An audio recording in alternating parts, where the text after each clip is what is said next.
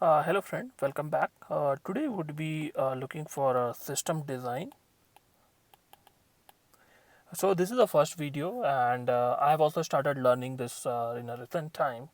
So I would explain you like how as a new individual you can go ahead and discuss and talk about system design in an interview or how you can develop your understanding. So let me first say that topic for today is, and then once you design solution, how do you get that converted into an AWS solutions? Okay, so the topic for the today's solution is designing tiny URL. So what does that mean? That you have, let's say, www.google.com, and you have to get into some tiny.url slash abcdef something. Okay, now the first part, I would say that, okay, if you have gone through another videos or somewhere others, you must have seen, like they give you lots of the jargons, not jargon, I would say they are correct, but as a newbie it's actually difficult to go on to that limit. So what would suggest, like, let's divide it and let's think like that way. Step one. Okay, so the very first step, you will have a client, which is like from your laptop. Assume, draw arrow like this. Assume this is a barrier. Okay, and you connect to one app server, which is one, and this is your DB server. So this is the basic minimum. You have to think from the system design. So this is the basic minimum, that if there is an app one where your app is stored, it will have a connection to the DB and there will be a transactional. Okay, step two, how do you go? You again draw as a client. I'll put it at C. Okay, and I'll make it a small. Then this is the barrier. This is your A1, which is app 1. This is your D1, which is like DB1. Okay, now, okay, okay, let me get into okay, just a minute, okay, let's draw this. Okay, so in a step 2, yeah, step 2, I put it here ALB, which is called application load balancer. Okay, and then I put it as A1, I put it as A2, and then I put it as A3. Okay, this is step 2. My D1 or DB1 remains same. So what I'm trying to explain, like how do you think, from a system design perspective? Okay, you do not need to remember. I think just to follow this semi-structural way where you can scale your thought process. Okay, step 3 is, again you are in the C client. Again this is the barrier, basically like the gateway, internet gateway. This is ALB. This is your A1, A2, and A3. Now I introduced again a application load balancer. Okay, or maybe I call it as a DLB. It works as both ways. So the thing is, like, your transactions comes here, it gets distributed to D1, D2, and D3. This is your step 3. Okay, so at least if you see from step 1, step 2 to step 3, you have got one diagram to speak about, right? And that is something will give you flowchart. Now you go to the step 4. Again, your client, you do this, you do ALB. Maybe okay, you have your A1, you have your A2, you have your A3. Then this gets routed to DLB, database load balance. I assume it as an ALB only.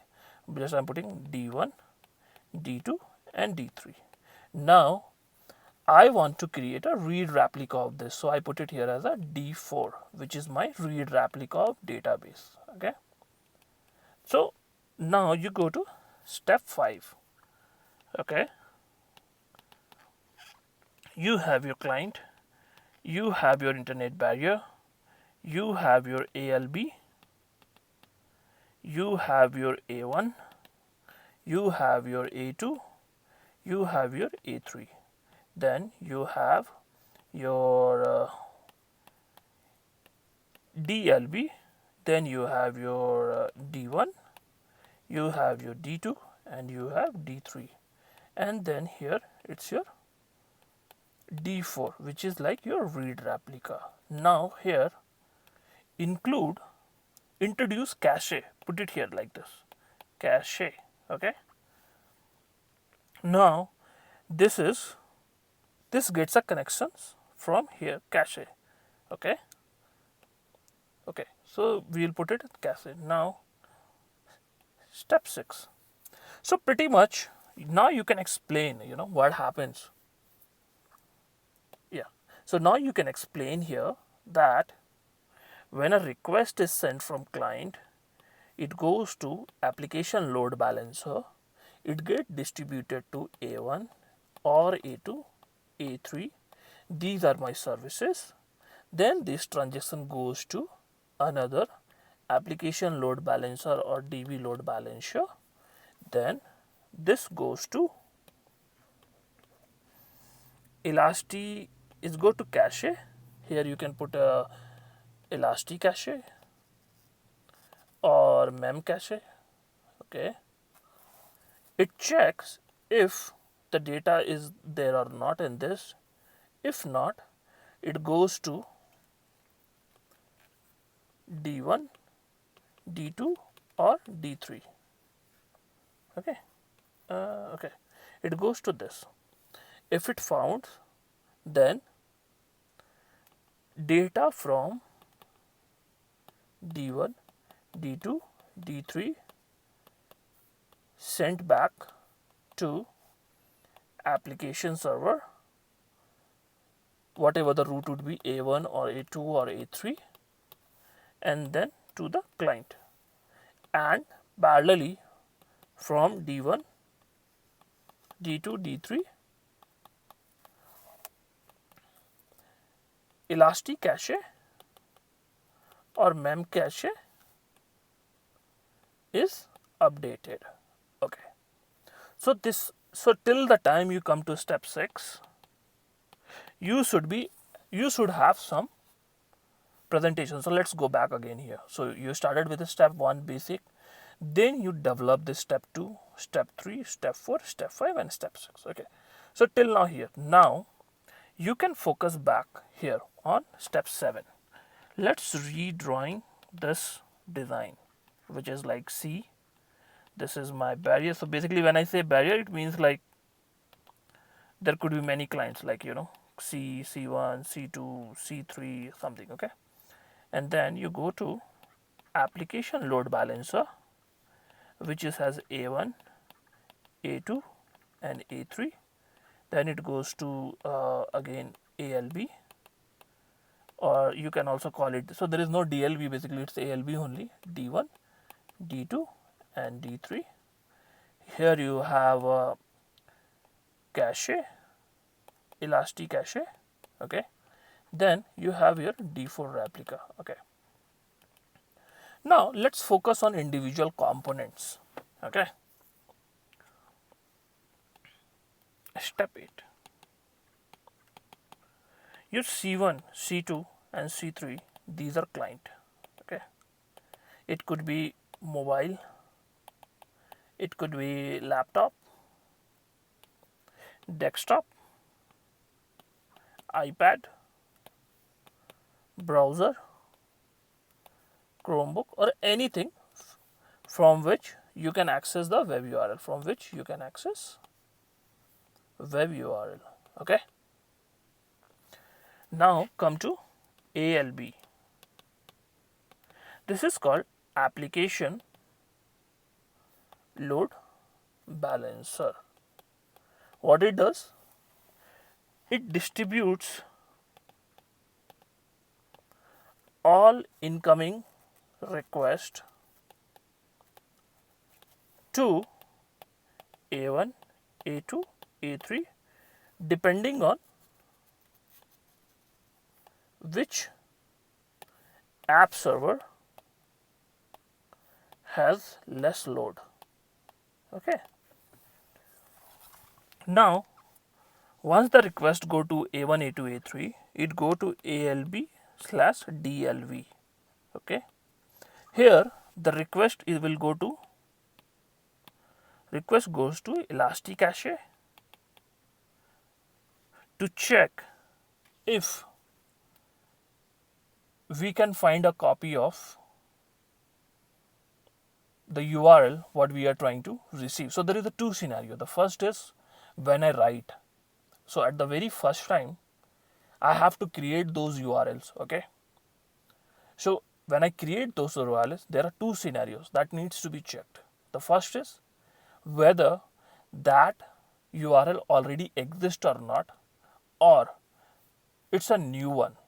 So for an example, user A wanted to create a sort URL for www.google.com, and user B also want to create a sort URL for www.google.com. Now, both of these URL, if we go with a simple algorithm, will turn into the same tiny URL. Okay. So in this case, it will be difficult, which belong to whom. So if this happens, let's say whoever the first user get created, he created the www.google.com tiny URL. He got one tiny URL. Okay. That part is clear. Now the user B came in. He also started the same thing. Now, once that same thing happens, there needs to be a verification, at the DB level, whether this already exists or not. If it exists, then it goes to the encoder, basically a service behind the app server, which will append the tiny URL with some hash code. We have to design a way in order to get a unique URL. So once that URL is get generated, it is being updated in the database and sent back to the users. Okay, that is the part one. Okay, so we were here that you will check in Elasticache. If found, then result will be returned. Okay, result will be returned. If not, then it will follow what I discussed. Okay, now the request from this thing can either go to D1, D2 or D3. Okay, and similarly all these database will remain in sync, so that if the request go here, so basically what happens, I'll tell you. So D1, D2 and D3 will have the common data file in the backend, and these are the processes hosted on the servers, and it will be pointing to the one common data file, like in a real application cluster, if or any real application, if that is one option. Second is, if they all are separate, they will have a golden gate bi-directional replications.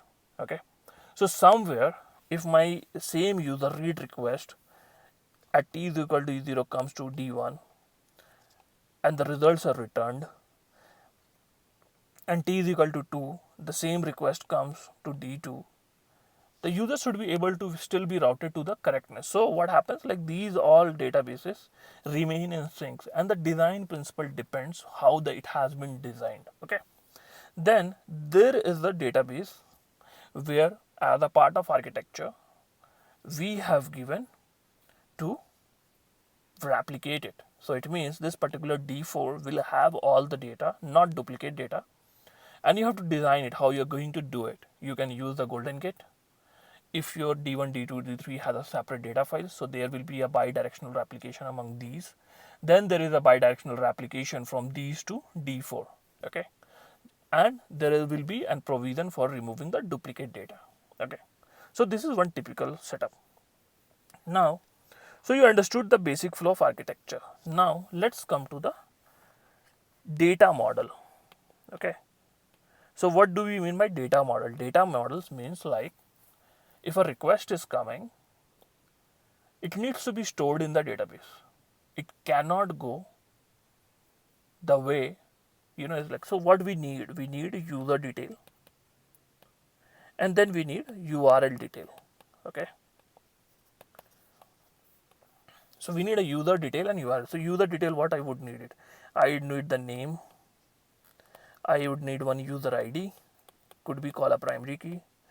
I would need login ID, and I might store the password also, but it depends. Okay, let's see. And the URL, and then URL reference ID, unique URL. Then for URL detail, I need URL name, URL sort name, then user ID as a foreign key, and then I need URL reference ID as a foreign key. Okay, so this basic data model will still work for us. Now let's assume the traffic part. Okay, so let's say I have the 100 read request and 1 write request. Read versus write. Okay, so what does that mean? This means that one user will send request for write, means like creating a sort URL. Okay, and 100 users will send request for read. Okay, now let's assume one request is of 10 KB. Okay, and 100 request will be of 100 into 10 is equal to 1000 KB. Okay, so in 1 second, let's say I have a 100 plus 101 users. So my 1 second data would be 1000 plus 10, which will be 1010 KB. Okay, per second. This is my 1 second data. 1 second. Okay, now I am writing 10 KB per second. Okay, but I'm reading 100 KB per second, but I'm writing 1000 KB per second, but I'm reading 10 KB per second. So if I go for an hour, minute, I need 600 KB per minute. Okay, and then in 1 hour I need 3600 KB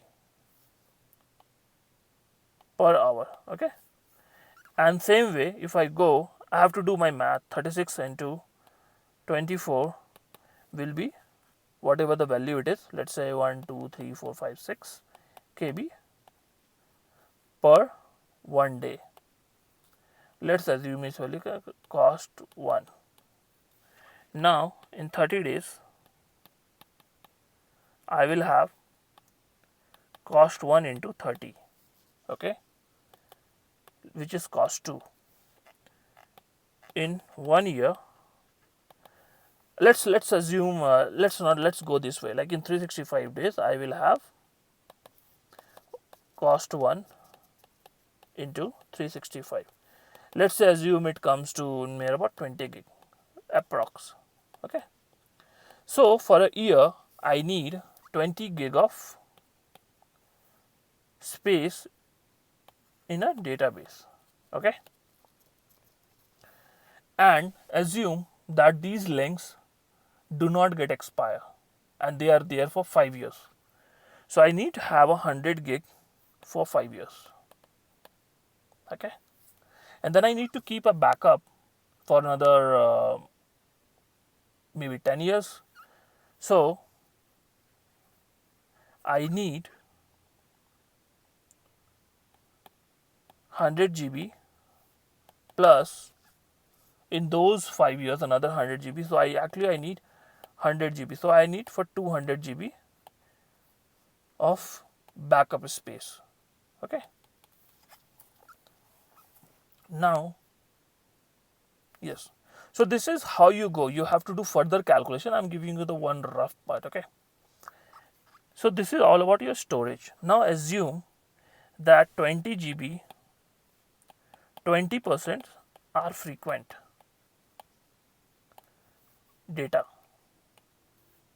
80% less frequent. Okay. So with this formula, I need 4 GB minimum my cache DB size. Okay.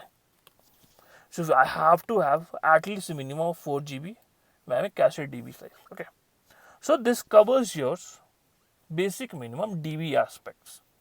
Now you have to also consider the read request. Okay. This goes through your network, correct? So in 1 second you are reading 1000 KB. In 1 minute it is like 60 into 1000. In 1 hour it is 60 into 60 into 1000 KB. Okay, this is called KB.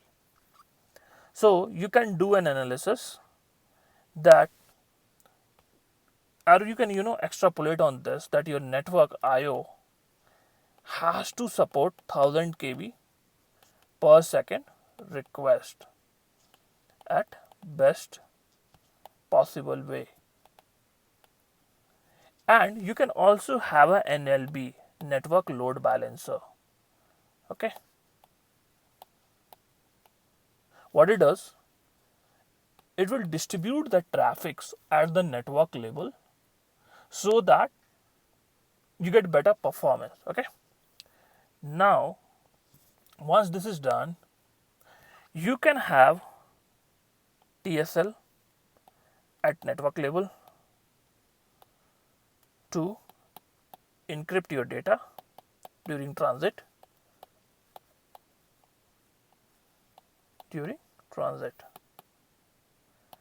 You can use TD or encryption at DB level. Okay, then at app level you can have a security group, you can have IAM role, you can have an SSH rule, you can have a inbound and outbound rule to secure your infrastructure. Okay, now let's come that how do you put this architecture C1 into an AWS. Okay, putting in AWS. Okay, this is your ALB. This is, let me reiterate, A1, A2, A3, and this is again ALB, D1, D2, D3, and this is your D4 replica. This is your Elastic Cache. Okay, so the client could be anything, you don't need anything from AWS. So your actual picture would start with where here. Okay, now you can use ALB, which is called application load balancer, AWS service. Okay, for A1, A2 and A3 you can choose different variety of EC2 which falls under on spot, on demand, reserved,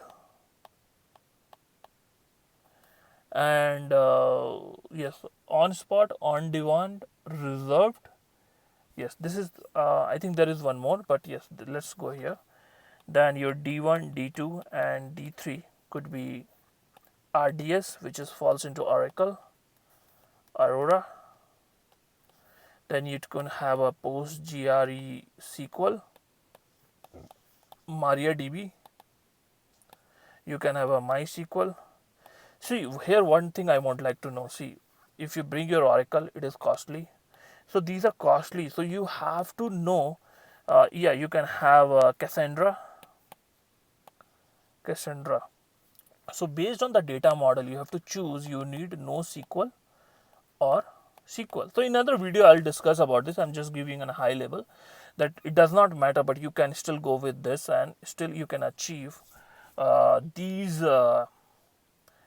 these part you can still achieve with any of these database, but you have to decide which one suits for your applications, and then you need to understand what is this thing. So preferably you can have this NoSQL, because here the dependency between the two data model what we discussed earlier was between user ID and the URL table, and you actually do not need much of the relational things, just it's a one-to-one mapping, but again we'll discuss. Okay, and same you can host your D1, D2 or D3, A1, A2 or A3 in different availability zone, okay, for redundancy, okay.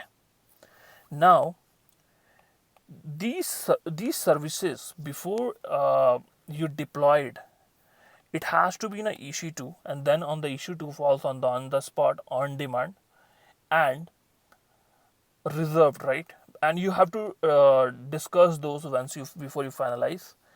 So these servers can still be a part of auto scaling group. So what does that mean? So basically what happens, that you create your VPC first. So first of all, you create your AWS account. Inside that you create your VPC, which is called virtual private cloud. Inside the virtual private cloud, you create your application, your database, application load balancer, dynamic DNS, Elasticache, replica, and inside you, and you can decide with your AWS account that you want to create one VPC.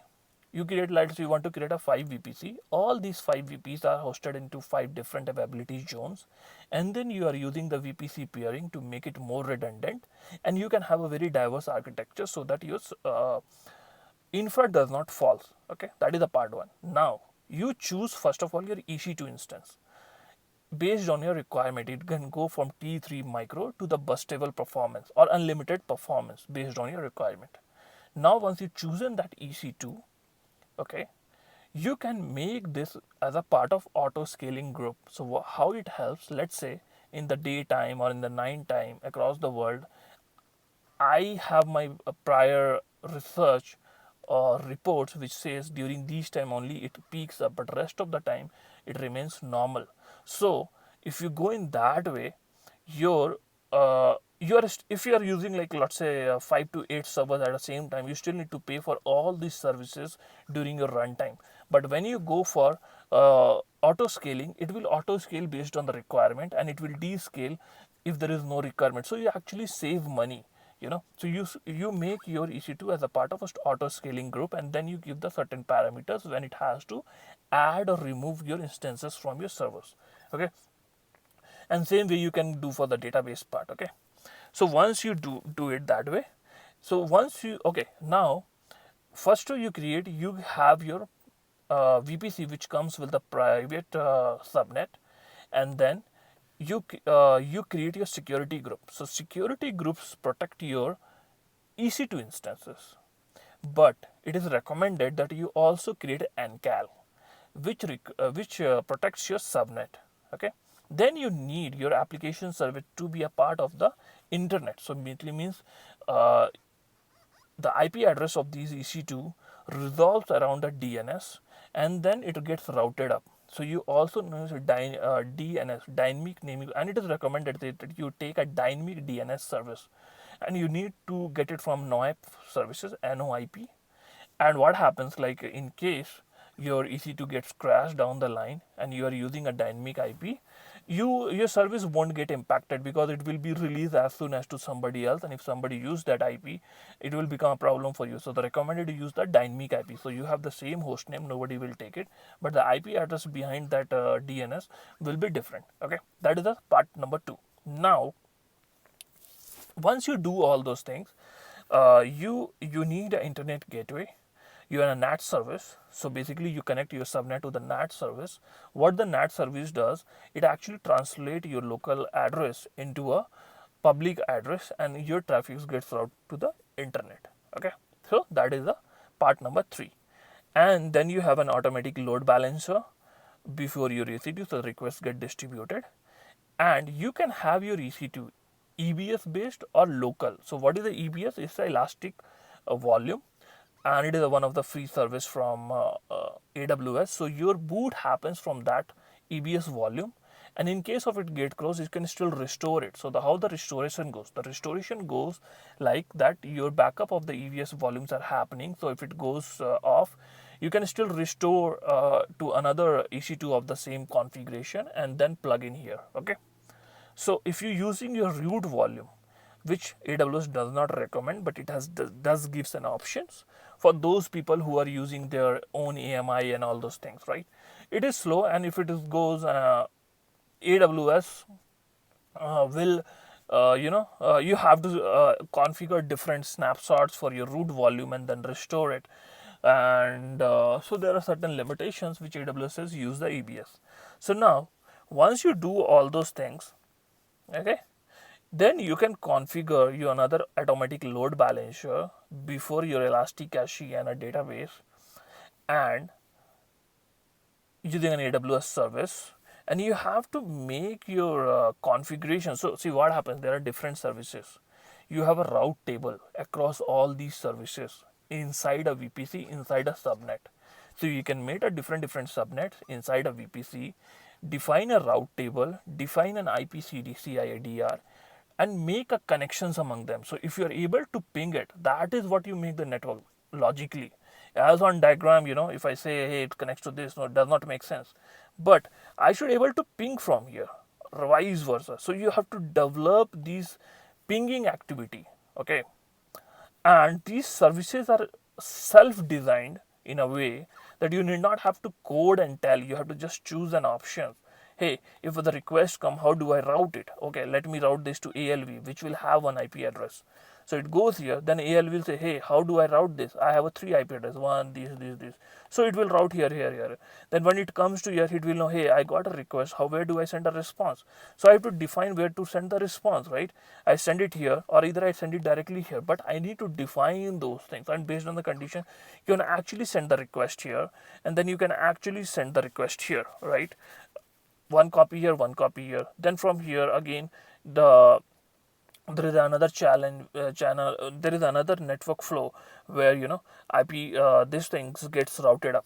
Okay, so this way basically you design your system. I mean to say that this way you get your basic what we discussed from here, like a step number 1, and you reach to a certain level. So yes, it does require, there are other key parameters, how to design specific surface one, how to scale it, how to descale it, how to terminate it, how to put another changes into it, then the DevOps will come, how you do all those things. So you have to develop those skill sets.